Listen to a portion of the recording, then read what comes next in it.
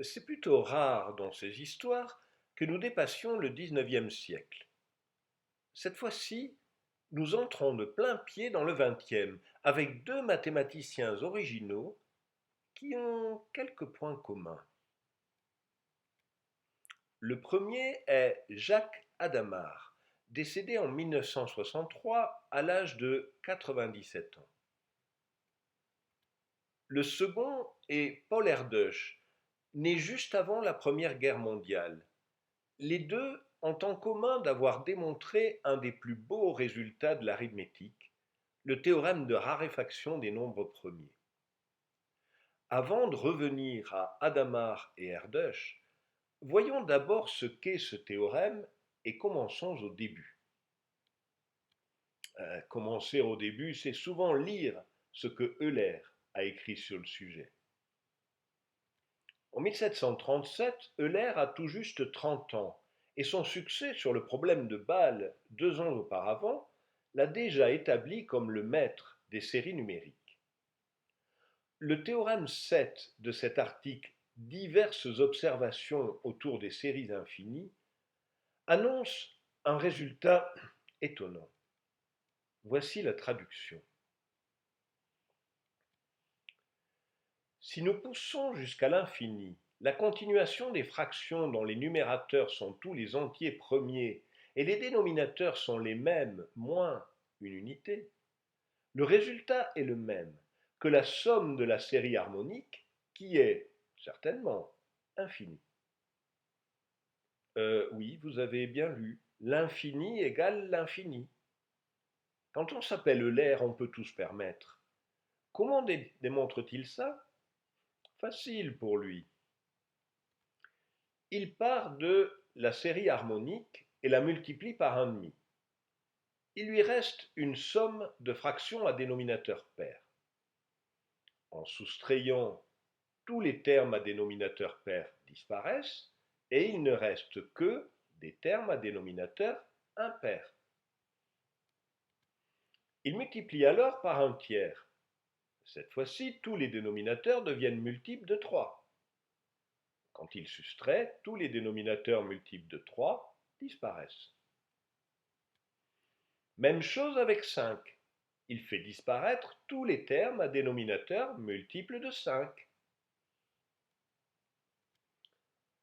Et procédons de la même manière, soustrayant tous les termes divisibles d'abord par 7, puis par 11, puis par tous les nombres premiers, nous aurons finalement un produit infini fois x égale à 1. Donc x est l'inverse de ce produit. Et il conclut QED, quod erat demonstrandum, ou bien c'est QFD, ce qu'il fallait démontrer. Les standards de démonstration n'étaient pas les nôtres, mais Euler savait parfaitement ce qu'il faisait. D'ailleurs, il étend aussitôt le résultat à la somme des puissances énièmes des inverses d'entiers, qui, elle, est bien finie pour n plus grand que 1. Que déduit-il de tout ça? Eh bien, entre autres, son théorème 19. La somme des réciproques des nombres premiers est infinie, mais elle est infiniment moindre que la somme de la série harmonique, car la première est comme le logarithme de la seconde. Et voilà, nous y sommes. Euler ne le dit pas clairement, mais il a bien conscience que les nombres premiers sont plus rares que les entiers, dans un rapport qui est celui du logarithme de n à n. Il faudra attendre Legendre et Gauss pour une conjecture correctement énoncée. La première conjecture publiée est celle de Legendre en 1798. Il note B, le nombre de nombres premiers inférieurs à A, et annonce que si A est grand, B doit être proche de A sur grand A log de A plus grand B.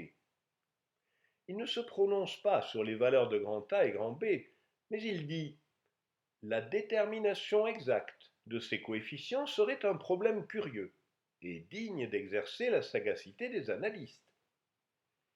Et en premier lieu la sienne de sagacité. Dans les éditions suivantes, il annonce des valeurs précises. Et voici son dernier mot. Grand A égale 1, grand B égale moins 1,08366. Oui, mais il n'a pas de démonstration. C'est un ajustement empirique, à partir des tables de nombres premiers disponibles en son temps. Ce que Legendre ignore, c'est que Gauss, sa bête noire, réfléchit depuis longtemps à la question. Compter les nombres premiers dans un intervalle donné est le passe-temps favori de Gauss depuis l'âge de 14 ou 15 ans, soit bien avant 1798. Mais comme d'habitude, il n'a rien publié. Un de mes premiers projets a été de m'intéresser à la fréquence décroissante des nombres premiers. Et à cette fin, j'ai compté les nombres premiers dans plusieurs intervalles de longueur 1000 et noté les résultats. Je me suis vite rendu compte que derrière toutes les fluctuations, la fréquence est en moyenne inversement proportionnelle au logarithme, de sorte que le nombre d'entiers premiers inférieur à une borne donnée n est approximativement égal à la primitive de 1 sur log de n, où log désigne le logarithme hyperbolique. La primitive de l'inverse du logarithme est ce qu'on appelle le logarithme intégral. Mais, à votre avis, entre Legendre et Gauss, qui avait raison? Gauss, bien sûr, une fois de plus. C'était la troisième fois qu'il faisait le coup à ce pauvre Legendre. La loi de réciprocité quadratique d'abord, ensuite le principe des moindres carrés, et maintenant la distribution des nombres premiers. Sauf que cette fois-ci, il n'avait rien publié, juste envoyé une lettre à un ami. Et puis Legendre était mort depuis 16 ans, et il n'allait plus se mettre en rage comme les autres fois.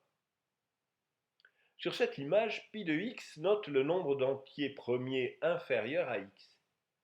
La conjecture de Gauss est représentée par la courbe rouge.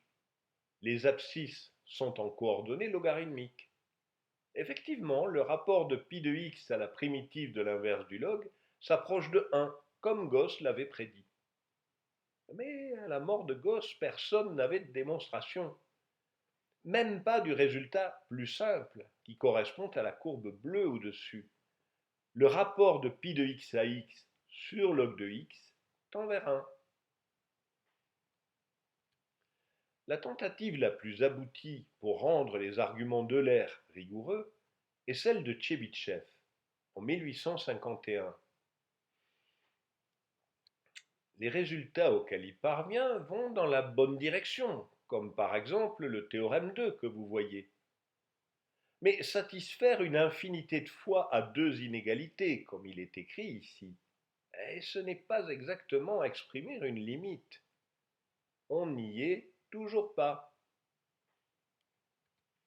Le déclic est venu de Riemann, ou plus exactement d'un petit mémoire de 9 pages seulement, écrit pour montrer qu'il était digne de l'Académie de Berlin,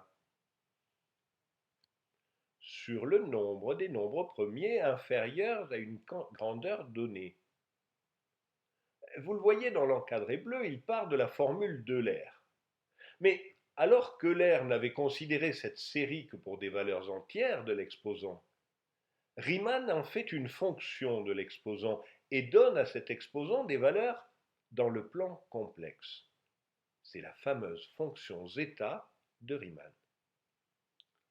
Le second coup de maître est de se rendre compte que le comportement à l'infini de la fonction pi de x, qui compte les nombres premiers avant x, est lié aux valeurs de la variable qui annule la fonction zeta, les zéros de cette fonction. Et Riemann a l'intuition que ces zéros sont tous, de partie réelle, 1/2. C'est ce qu'on appelle l'hypothèse de Riemann. Un peu négligent, il ajoute: il serait à désirer sans doute que l'on eût une démonstration rigoureuse de cette proposition. Néanmoins, j'ai laissé cette recherche de côté pour le moment, après quelques rapides essais infructueux, car elle paraît superflue pour le but immédiat de mon étude. André Weil a dit: quand j'étais jeune, j'espérais démontrer l'hypothèse de Riemann. Quand je suis devenu un peu plus vieux, j'ai encore eu l'espoir de parvenir à comprendre une démonstration de l'hypothèse de Riemann. Maintenant, je me contenterai bien d'apprendre qu'il en existe une de démonstration. Et Weil est décédé il y a 20 ans et il n'existe toujours pas de démonstration. Oui, mais voilà, l'hypothèse de Riemann n'est pas nécessaire pour démontrer le théorème des nombres premiers. Il suffit de montrer qu'il n'y a pas de zéro de partie réelle 1. Et c'est Jacques Hadamard qui s'en est rendu compte. Il a publié ses résultats dans cet article sur la distribution des zéros de la fonction zeta de S et ses conséquences arithmétiques. Et il n'a pas été le seul. De la Vallée-Poussin est arrivé indépendamment à la même conclusion, avec une démonstration légèrement différente.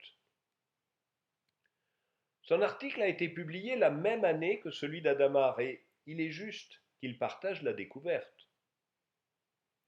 À partir de là, il restait une interrogation.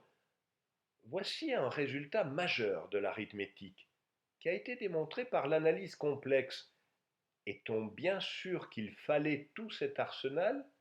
N'y aurait-il pas une démonstration plus élémentaire? Et si, il y avait plus simple. Cette démonstration élémentaire est annoncée par Paul Erdős en 1949, plus de 50 ans après Hadamard tout de même. Curieusement, ils ont encore été deux sur le coup. Vous voyez que Erdős, au début de son article, cite un certain Selberg. Atle Selberg, le voici. C'est un mathématicien norvégien qui travaillait sur l'hypothèse de Riemann depuis avant la guerre et qui avait réussi à démontrer certaines inégalités sur la fonction zeta sans passer par la variable complexe. Il en parle à un ami qui, en suivant, fait un exposé auquel assiste Erdős. Et voilà Erdős, à 100 à l'heure, comme d'habitude, qui trouve le moyen d'en déduire le théorème des nombres premiers et même un peu plus. La communication passe mal entre Erdős et Selberg. Selberg refuse de co-publier avec Erdős et c'est comme ça que les deux articles paraissent. Le paradoxe là-dedans, c'est que Erdős, dans sa vie, a publié le nombre incroyable de 1500 articles, avec 511 collaborateurs. Tous ont été ou sont très fiers d'avoir été co-auteurs d'Erdős. Eh bien, pas Selberg. De nos jours, le prototype du savant distrait est le professeur Tournesol dans Tintin.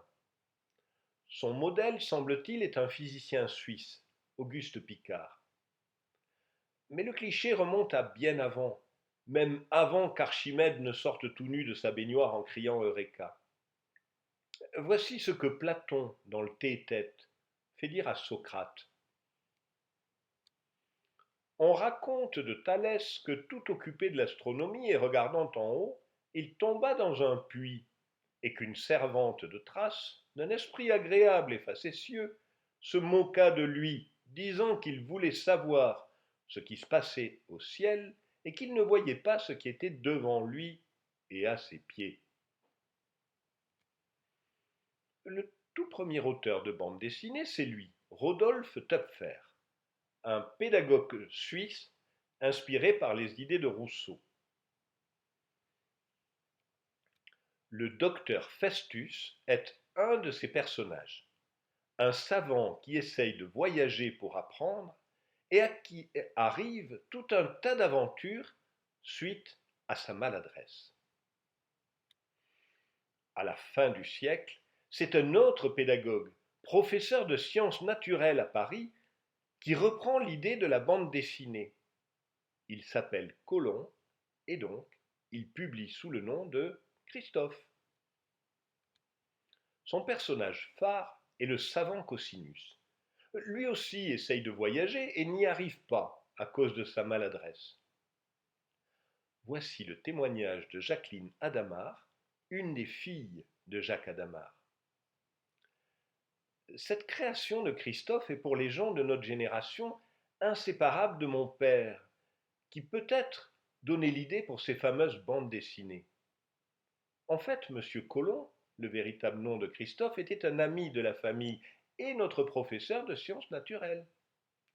Le côté cosinus de mon père nous mettait toujours en joie.